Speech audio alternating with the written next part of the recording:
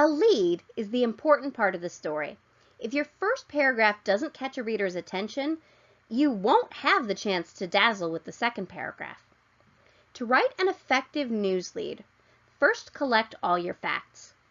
Then summarize. Now, the more facts you have, the easier it will be. You want to sum it up and then boil it down. What's the 30-second version of the story? Now, a good lead lists the who, what, when, where, and why of the story, although maybe not all in the same 1 or 2 paragraphs.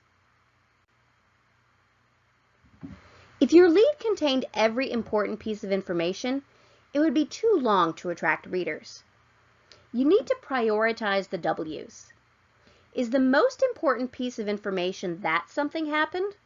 Or where it happened? Who it happened to? Or that it happened at all?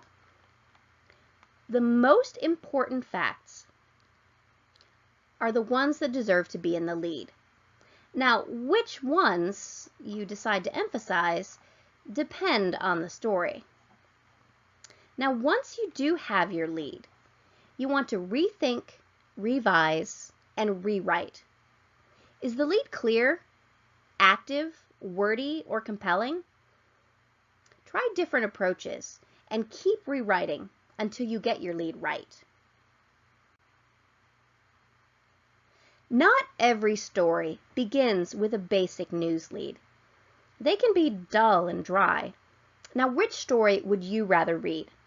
One that begins, "The City Council met Tuesday to discuss installing parking meters," or, "Starting January 1st, it'll cost you $50 if your meter expires on Main Street." All good reporters spend time searching for the perfect lead. If it doesn't come to you right away, don't worry about it.